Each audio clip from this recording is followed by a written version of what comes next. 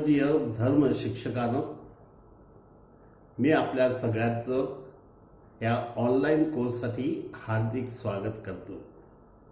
मी father Philip वास वसईच्या पालखी केंद्रामध्ये तसेच बहारे येथील आदिवासी केंद्रामध्ये अनेक वर्ष कार्य करून अनेक धर्म शिक्षकांना घडवण्याचं कार्य केलेलं आहे. आणि आजही मला वाटतं की ह्या लॉकडाऊनमध्ये बरेचसे शिक्षक कदाचित प्रशिक्षणाला हजर राहू शकणार नाहीत, म्हणून आपण हा एक ऑनलाईन धर्म शिक्षणाचा प्रयोग करण्याचा प्रयत्न करूया. आणि त्या उद्देशाने हा एक प्रयत्न आहे. आणि माझ्या प्रिय बंधू-भगिनींनो, तुम्ही सगळ्यांनी साथ दिल्याबद्दल, प्रतिसाद दिल्याबद्दल मी तुमचं कौतुक करतो, तुम्हाला आमंत्रणही देतो. आणि हा खरोखरच अगदी प्रेमाने आणि कष्टाने हे प्रशिक्षण आपण करूया अशी विनंतीही करतो. आता थोडा वेळ आपण शांत राहूया, डोळे बंद करूया, पवित्र आत्म्याचं दान मागूया. परमेश्वराच्या पवित्र आत्म्याने आपल्याला स्पर्श करावा आणि आजचं हे प्रशिक्षण ग्रहण करण्यासाठी, आकलन करण्यासाठी, ते पचवण्यासाठी परमेश्वराने आपल्याला शक्ती द्यावी, म्हणून त्याच्याकडे विनंती करूया.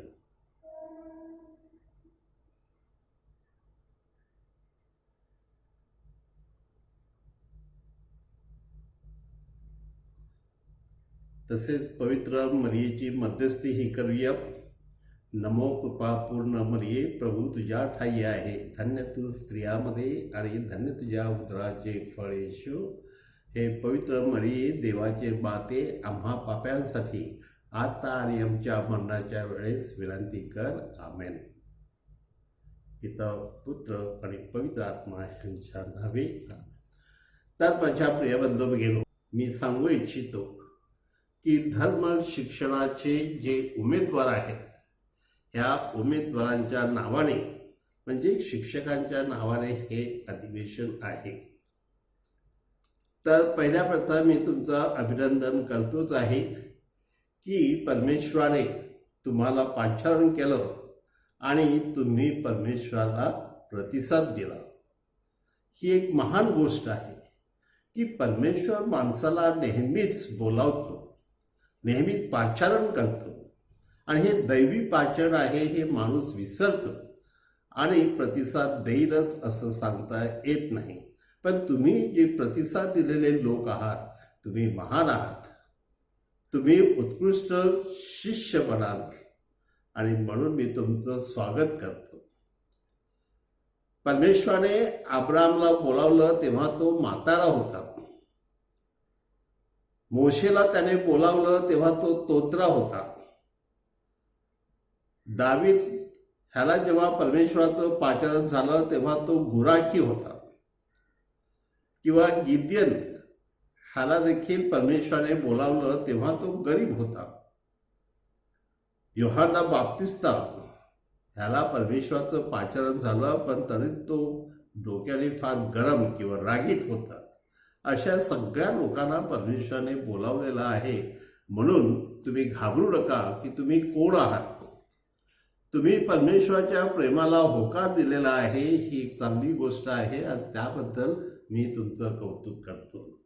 म्हणून परमेश्वराला सांगा, हे परमेश्वरा, की तू मला अशा प्रकारे घडव, ज्याला आपण इंग्लिशमध्ये म्हणतो you mould me and shape me, की तुझ्या इच्छेप्रमाणे मी कार्य करावं, तुझ्या इच्छेप्रमाणे मी जगावं.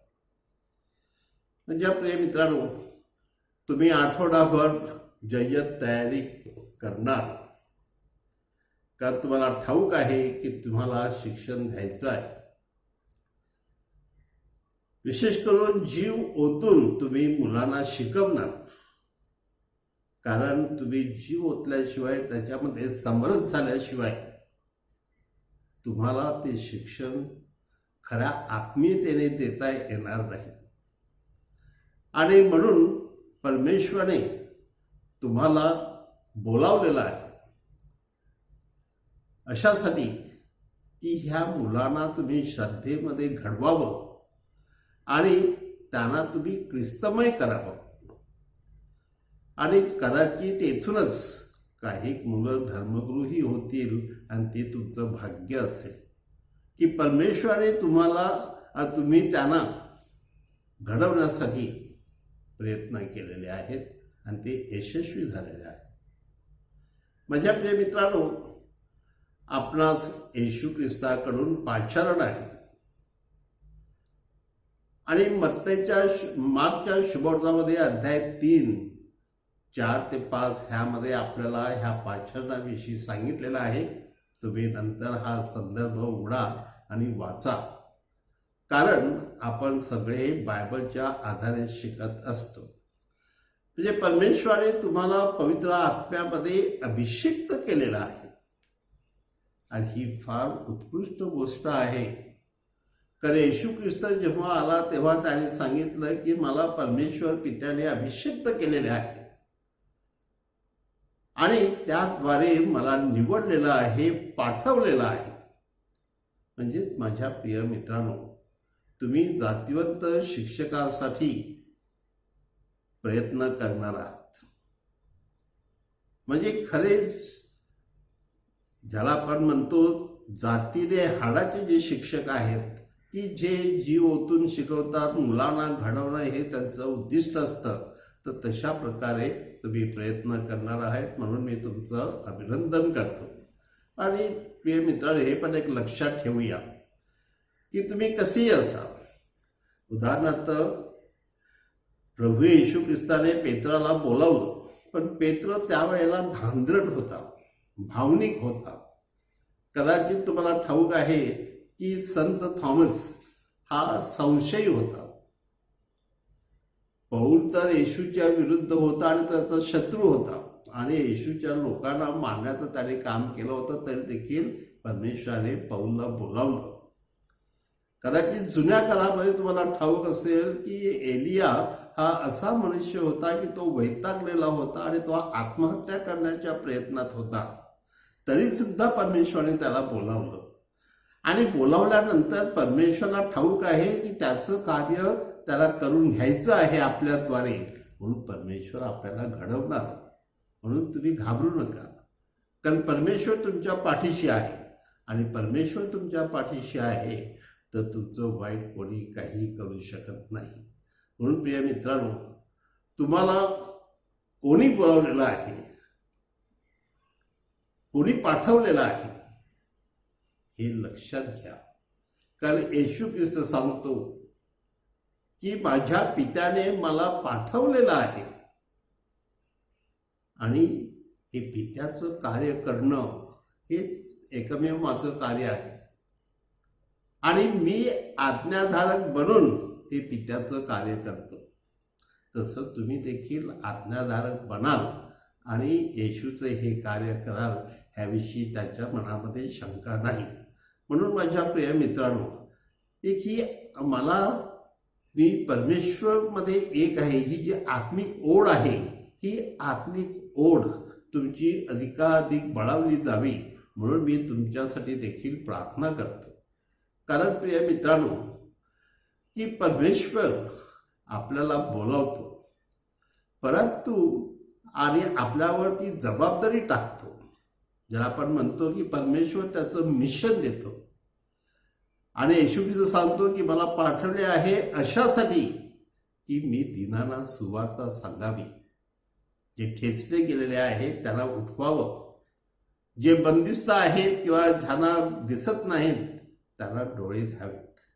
म्हणजे ह्या सगळ्या कार्यासाठी म्हणजे मिशन, तसं मिशन परमेश्वराने तुम्हाला दिलेलं आहे, ही मुलं घडवण्याचं, आणि ते कार्य तुम्ही करणार आहात. म्हणून मी तुमचं कौतुक करतो आणि तुमचं अभिनंदन करतो. कारण ही जी आंतरिक ओढ आहे त्याद्वारे तुम्ही अधिकाधिक परमेश्वराकडे ओढलेले आहातच. परंतु पौलप्रमाणे तुम्ही जर झपाटलेले असतील, संत पौल हा झपाटलेला होता, तो खरा मिशनरी होता. रात्रंदिवस त्याच्यासमोर एकच स्वप्न होतं आणि ते म्हणजे मिशन कार्य. तर तसे पेत्रासारख्या पौलसारखे तुम्ही झपाटलेले असतील तर नक्कीच तुम्ही हे कार्य चांगल्या प्रकारे करणार आहात. तर प्रिय मित्रांनो, एक आपण लक्षात ठेवूया की तुम्ही ह्या मुलांना श्रद्धा बांधणीमध्ये परमेश्वराची ओळख करून देणार आहात, परमेश्वरावर प्रेम करण्यास शिकवणार आहात आणि परमेश्वराच्या जीवनाशी समरस होणार आहात. म्हणून ही तुमची जबाबदारी आहे असं तुम्हाला वाटलं पाहिजे. कारण आपल्याला ठाऊक आहे की योहान 4 अध्याय 34 मध्ये अध्याय 4 ओवी 34 मध्ये आपल्याला सांगण्यात आलेलं आहे की ज्याने बोलावलेलं आहे त्याच्या इच्छेप्रमाणे करावे हेच माझं कार्य आहे. प्रभू येशू ख्रिस्ताने सांगितलं की ज्या पित्याने मला पाठवलेलं आहे त्याचं कार्य करणे हीच माझी इच्छा आहे आणि हेच मी करतो. तर प्रिय मित्रांनो, ज्याने तुम्हाला बोलावलेलं आहे, पाठवलेलं आहे, तुमच्यावर विश्वास ठेवलेला आहे, त्याला माहिती आहे की तुम्ही हे करणार आणि तुम्ही देखील ते आव्हान स्वीकारलेलं आहे, म्हणून परमेश्वर तुम्हाला ह्या कार्यासाठी बोलावित आहे. म्हणून माझ्या प्रिय मित्रांनो, एक लक्षात घेऊया की हरवलेली मेंढरं आहेत आणि ती शोधावीत, त्यांच्यावर संस्कार करावेत आणि ते सापडल्यानंतर त्यांच्याबरोबर आनंद करावा. हे जे कार्य येशू ख्रिस्ताने केलेलं आहे, तो सांगतो आहे की हरवल्याला शोधण्यासाठी मी आलेलो आहे. त्याप्रमाणे माझ्या प्रिय मित्रांनो, की आपण हे लक्षात घेऊया की परमेश्वराने मला या हरवलेल्या मेंढरांना शोधण्यासाठी पाठवलेलं आहे. आणि तुम्ही ते योहान 10 मध्ये वाचता आहात आणि 10:16 मध्ये स्पष्टपणे त्यांनी सांगितलेलं आहे की त्यांना मी शोधण्यासाठी आलेलो आहे. आणि त्याप्रमाणे तुम्ही देखील ह्या धर्मशिक्षणामध्ये जी हरवलेली मेंढरं आहेत त्यांचा तुम्ही शोध करणार आहात, त्यांना तुम्ही घडवणार आहात, त्यांना तुम्ही प्रेरणा देणार आहात आणि ही प्रेरणा त्यांच्यामध्ये नवं कार्य करणार आहे. आपल्याला लक्षात येईलच की जो जक्कई होता तो पापी होता आणि जकातदार होता. लोक त्याची थट्टा मस्करी पण करत किंवा हेवा करत, पण तरी सुद्धा तो येशूचा सच्चा मित्र झाला. मार्थासारखी बाई कटकटी होती, पण ती देखील आज संत आहे. माझ्या प्रियमित्रांनो, तिची बहीण मरिया, हिच्यामध्ये 7 भूतं होती. ती 7 भूतं देखील येशूने काढली आणि ती देखील संत झाली आणि ती जणू काही प्रेषित झाली आणि प्रभू येशूच्या पुनरुत्थानाची पहिली साक्ष तिने दिलेली आहे. म्हणजे अशा प्रकारे माणसं बदलतात, माणसं घडली जातात. इवन शोमरोडी स्त्री आपण जे योहानच्या 4थ्या अध्यायामध्ये वाचतो, ती शोमरोडी स्त्री देखील प्रत्यक्षपणे पापी होती, व्यभिचारी होती, तरी देखील तिच्या जीवनामध्ये बदल झाला आणि आज ती देखील ख्रिस्त सभेमध्ये संत आहे. म्हणजे अशा प्रकारे तुम्ही स्वतः कोणी असा, पण तुमच्या समोर जी मुलं आहेत ती कशीही असली तरी तुम्ही त्यांना घडवणार आहात, कारण परमेश्वर तुमच्याबरोबर आहे. जेव्हा परमेश्वराने मोशेला पाठवलं, परमेश्वराने जेव्हा दावीदला पाठवलं, परमेश्वराने ज्या वेळेला यहोशुआला पाठवलं, तेव्हा त्यात तुम्ही नाही, मी कार्य करणार आहे, पण तुम्ही निमित्त मात्र तिथे असले पाहिजेत. म्हणजे परमेश्वर सगळं काही करतो, आपण तिथे त्या परमेश्वराच्या सामर्थ्याला प्रतिसाद दिला पाहिजे असं त्याचं म्हणणं आहे. आणि म्हणून माझ्या प्रिय मित्रांनो, आजची परिस्थिती कशी आहे हे लक्षात घेऊया. कारण येशूच्या काळामध्ये योहानला अटक झाली होती. कशामुळे? कारण त्याने जे राजाला सांगितलं, हेरोद राजाला, की तू जे करतो आहेस ते चुकीचं आहे, ते पाप आहे, आणि त्यामुळे त्याला अटक झाली. म्हणजे त्या काळची परिस्थिती कशी होती बघा. किंवा ज्या वेळेला शोमरोडी स्त्रीला प्रभू येशू ख्रिस्त भेटला आणि जेव्हा त्याने शोध लावला तेव्हा त्यालाही कळलं की हा समाज व्यभिचारी आहे, ह्या समाजामध्ये कोण काय करते कोण आपल्याला लक्षात नाही. म्हणजे अशा माणसांना घडवणं हे येशूने केलेलं आहे. आज देखील येशू करणार आहे, पण ते तुमच्याद्वारे. म्हणून तुम्हाला आनंद होईल की परमेश्वराने मला हे सामर्थ्य दिलेलं आहे आणि परमेश्वर माझ्या सामर्थ्याद्वारे कार्य करीत आहे. म्हणून माझ्या प्रिय मित्रांनो, ह्या सगळ्या कार्यामध्ये परमेश्वर आपल्याला सांगतो आहे की तुम्ही तिथे असा, मी तुमच्यासाठी बरेचसे चमत्कार करून दाखवेन. म्हणून माझ्या प्रिय मित्रांनो, कधी कधी आपण पाहतो येशूने सांगितलेलं आहे की मेंढपाळ नसलेल्या मेंढरासारखे जे होते त्यांना पाहून येशूला कळवळा आला आणि येशू नंतर सांगू लागला की ह्यांना खरोखर माझी गरज आहे. म्हणून येशूने विचार केला की मी सुद्धा मला स्वतःला ह्या लोकांसाठी वाहून घ्यायला पाहिजे. तसं माझ्या प्रिय मित्रांनो, ही जी मुलं आहेत कदाचित मेंढपाळ नसलेल्या मेंढरासारखी असतील आणि त्यांची काळजी वाहण्यासाठी परमेश्वर तुम्हाला पाठवतो आणि तुम्ही सुद्धा ठरवायचं. एक उदाहरण देतो की ह्या लॉकडाऊनमध्ये आम्ही पाहिलं बरेचसे लोक गरीब होते, कोणाला खायला प्यायला नव्हतं, तिथे तिथे भटकत होते, भीक मागत होते. नंतर आम्ही ठरवलं आमच्या कमिटीने की आपण एक 10-15 दिवसाचं एक अन्न पाणी देण्याचा कार्यक्रम आखूया. आणि तेव्हा भोजन कार्यक्रम म्हणून आमच्या लोकांनी दर दुपारी आणि दर संध्याकाळी भोजन करून ह्या लोकांना वाटलं आणि जवळजवळ 300 लोक रोज दुपारी आणि रोज संध्याकाळी यायचे आणि जवळजवळ त्यांनी ठरवलं की 7,500 लोकांना त्यांनी जेवण दिलं. त्यांना वाटलं की खरोखर ह्या लोकांची कोण कदर करणार. म्हणजे माझ्या प्रिय मित्रांनो, ही जी मुलं आलेली आहेत ते कोणत्या परिस्थितीतून आलेली आहेत तुम्हाला ठाऊक नाही, पण तुम्ही जर त्याची काळजी घेतली आणि त्याला घडवलं तर नक्कीच त्यांना देखील आनंद होईल. म्हणून तुम्ही आधी आखणी केली पाहिजे, काही प्रेरणा तुम्हाला मिळेल. अशा प्रकारे तुम्ही वागून त्याप्रमाणे तुम्ही चाललात तर नक्कीच तुमच्या जीवनामध्ये फरक होईल. माझ्या प्रिय विनंती की ही कुणाची आणि कसली ही सारी मुलं आहेत, त्यांच्यासाठी आपल्याला कोणती साधनं लागतील, कोणत्या प्रकारचा अभ्यासक्रम लागेल. कदाचित तुमच्या पॅरिशपेशने किंवा तुमच्या अधिकाऱ्याने कोणताही अभ्यासक्रम दिला असेल तोच नाही, पण तुम्ही स्वतः अभ्यास करून त्यांना जे लागेल ते सगळं आपल्या बायबलमध्ये सगळं ह्या शुभवर्तनामध्ये आहे आणि ते तुम्ही जर शिकवलं तर नक्की त्यांच्या जीवनामध्ये फरक पडू शकतो. हो माझ्या प्रिय मित्रांनो, कधी कधी आपल्या जीवनात आपल्याला हे सुद्धा आम्हाला दिसून आलं की आज आपण इतके लोक घरी बसलेले आहेत, काही करत नाहीत. आपण त्यांना ऑनलाईन बायबल शिबिर दिलं तर मग आम्ही त्या प्रकारे ऑनलाईन बायबल शिबिर तयार केलं आणि 15 व्हिडिओज तयार करून त्यांना पाठवले आणि खूप लोकांनी त्याचा अभ्यास केला आणि आम्हाला खूप आनंद झाला की अशा प्रकारे लोक देवाच्या शब्दासाठी हपापलेले आहेत. तसं माझ्या प्रिय मित्रांनो, तुमच्यासाठी सुद्धा ही मुलं हपापलेली आहेत.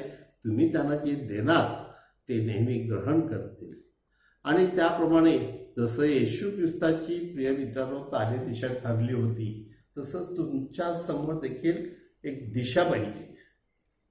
कारण ही कार्यदिशा तुम्ही जर प्रभू येशू ख्रिस्ताच्या जीवनामध्ये पाहिलं तर मत्तई 4:18 मध्ये किंवा मार्क 10:45 मध्ये किंवा लूक मध्ये सुद्धा आपल्याला ते सांगितलेलं आहे की 6:36 मध्ये जसा तुमचा परमेश्वर दयाळू आहे तसे तुम्ही दयाळू व्हा. तर अशा प्रकारे तुमची कार्यदिशा ठरली तर परमेश्वर तुम्हाला नक्कीच आनंद देईल, सुख देईल, शांती देईल. आणि तुमची कार्यदिशा ठरली तर तुमच्या संपूर्ण प्रोग्राममध्ये तुम्हाला मदत होईल आणि सगळं काही यशस्वीपणे पूर्ण होईल. माझ्या प्रिय मित्रांनो, हे येशूचे मिशन ठरलेले होते. म्हणजे सुवार्ता सांगणे, लोकांना बरे करणे, रोगी महारोगी आहेत जी भूतखेतं आहेत, अन्याय अत्याचार ह्या जगामध्ये आहेत, तर ह्या सगळ्या गोष्टीतून परमेश्वराने त्यांना नवं जीवन देण्याचं ठरवलेलं होतं. म्हणून आज तुम्ही देखील प्रयत्न करून ह्या मुलांना अशा प्रकारे तयार करा की त्यांच्या अध्यात्मातून पुढे ते येशूवर प्रेम करून लोकांमधील अन्याय अत्याचार किंवा भूतखेतं दूर करतील, रोग महारोग पूर्ण करतील. आणि तुम्हाला पण अभिमान वाटेल की जी मुलं आम्ही घडवलेली आहेत त्या मुलांना आज परमेश्वराचं कार्य करण्यास किती सोपं जात आहे आणि त्याचा अभिमान तुम्हाला वाटेल. तेव्हा माझ्या प्रिय मित्रांनो, येशूने त्याचं मिशन ख्रिस्त सभेला दिलं आणि त्यांनी सांगितलं की संपूर्ण जगात जा आणि सर्वांना माझी सुवार्ता द्या आणि मी जे त्यांना शिकवलेलं आहे, आज्ञा केलेलं आहे ते त्यांना शिकवायला द्या आणि नंतर त्यांना माझे शिष्य करा, शिष्य, आणि त्यांना बाप्तिस्मा द्या. म्हणजे माझ्या प्रिय मित्रांनो, प्रभूची अशी इच्छा आहे की नुसतं आपण हे संडे स्कूल म्हणजे येशूची सुवार्ता सांगणे एवढंच नाही, तर त्यांना शिष्य म्हणून घडवणं. आणि शिष्य म्हणजे प्रभूसाठी तळमळणारे, प्रभूवरती प्रेम करणारे आणि प्रभूसाठी आपला जीव ओतणारे, अशा प्रकारची ही मुलं तुम्ही घडवणार आहात. म्हणून नुसतं तुम्ही त्यांना शिकवणार नाहीत, तर तुम्ही त्यांना बनवणार आहात. जसं आपण म्हणतो की एखाद्या दगडातून तुम्ही मूर्ती तयार करतात, तर तशा प्रकारचे शिल्पकार तुम्ही आहात. म्हणून तुम्ही त्या प्रकारे मुलाला घडवा. माझ्या प्रिय मित्रांनो,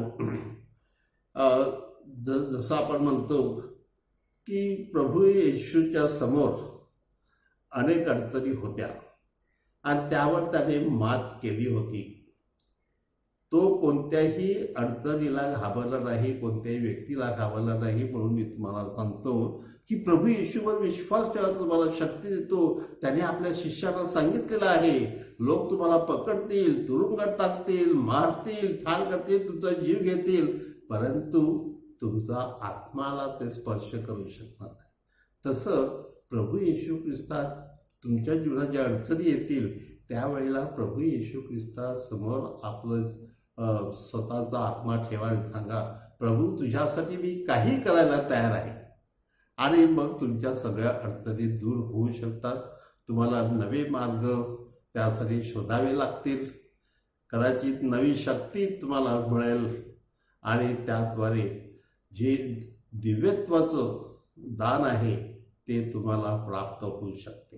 मित्रांनो, कदाचित येशूला सुद्धा मोह झालेत, तुम्हाला पण मोह होतील आणि तुम्ही देखील ह्या कार्यापासून दूर जाण्यासाठी तुम्हाला काही वाईट गोष्टी आड येतील, तरी देखील परमेश्वर तुम्हाला बोलावतो आणि परमेश्वर तुम्हाला सांगतो आहे की तुम्ही माझे आहात आणि माझेच राहात. ह्या जगामध्ये असले तर देखील जगाचे होऊ नका. तसं तुम्हाला प्रेषित म्हणून येशू ख्रिस्त बोलावित आहे. तुमच्या जीवनातील सर्व मोह दूर व्हावेत ह्यासाठी तो प्रयत्न करीत आहेत. म्हणून प्रिय मित्रांनो, एक नवी दिशा शोधा, नवी उड्डाणं घ्या आणि जीवनामध्ये नवीन पावलं उचला आणि तुम्हाला आगळा वेगळा आनंद मिळेल. एक महत्त्वाची गोष्ट तुम्हाला आता सांगू इच्छितो की प्रभू येशू ख्रिस्त मरण पावल्यानंतर शिष्यांच्या काळात सुद्धा बऱ्याच शिष्याला तुरुंगात टाकण्यात आलं, मारहाण करण्यात आली, दगडफेक करण्यात आली. संत स्टीफनला तर दगडाने त्यांनी ठार केलं. तर अशा प्रकारे त्यांच्या जीवनामध्ये अडचणी आल्या. परंतु तुम्ही पहिल्या 3 किंवा 300 वर्षाचा जर तुम्ही इतिहास पाहिला तर हजारो लोकांना त्रास झाला. ख्रिस्ती म्हटल्यानंतर लोकांची मारहाण होत असेल, अगदी गुपचूपपणे ते प्रार्थना करायचे, तरी देखील त्यांनी धर्म जिवंत ठेवला आणि वाढवला. तसं तुम्हाला देखील आज जिवंत धर्म ठेवायचा आहे आणि तो पसरवायचा आहे आणि तो वाढवायचा आहे. माझ्या प्रिय मित्रांनो, म्हणजे हाल अपेष्टा त्याग सहन करण्यास तुम्हाला परमेश्वर पाचारून करीत आहे. म्हणून घाबरू नका. काही प्रसंगी मन घासून काढायचे असतात, नवी उत्तरे शोधायची असतात, नवी संकल्पना समोर ठेवायची असते आणि पवित्र आत्म्याला भेटायचं असतं, पवित्र आत्म्याचं सहाय्य घ्यायचं असतं. अध्यात्माची नवीन दालनं जीवनामध्ये शोधायची असतात आणि ती नवीन दालनं कोणतीही पारखायची पण असतात. म्हणून नवीन वलय आपण शोधूया आणि त्याद्वारे आपला आत्मविश्वास वाढवूया. म्हणजेच खरोखर परमेश्वराच्या ह्या नव्या दमाने ही शिकवण्याचं कार्य आपण करू शकाल आणि परमेश्वर ज्या कार्यासाठी आपल्याला बोलावित आहे ते तुम्ही यशस्वी करून दाखवाल. आणि मी तुमच्यासाठी आज प्रार्थना करतो की परमेश्वराने तुम्हाला ह्या कार्यासाठी अधिक सशक्त करावं. जणू काही प्रभूचे सैनिक तुम्ही आहात आणि ते तुमचं कार्य पूर्ण होण्यास परमेश्वर पवित्र आत्मा सहाय्य करो. ही परमेश्वराकडे प्रार्थना करूया. पुन्हा डोळे बंद करा आणि प्रभूकडे प्रार्थना करूया. हे प्रभू परमेश्वरा, ह्या आमच्या सर्व धर्म शिक्षकांना तू आज पवित्र आत्मा दे. पवित्र आत्म्यामध्ये त्यांना शक्ती आणि सामर्थ्य दे. त्यांच्यामध्ये तळमळ अधिकाधिक वाढव, अधिक जिद्दीने कार्य करण्यासाठी आणि शेवटपर्यंत टिकण्यासाठी आणि खरोखर नवे शिष्य घडवण्यासाठी तू त्याला बोलावित आहे. तुझं कार्य ते करीत आहेत. तू त्यांच्याबरोबर राहा आणि तुझं कार्य यशस्वी होण्यासाठी तुझा पवित्र आत्मा त्यांना सतत दे. ही प्रार्थना आम्ही आमच्या प्रभू ख्रिस्ताद्वारे करतो. आमेन.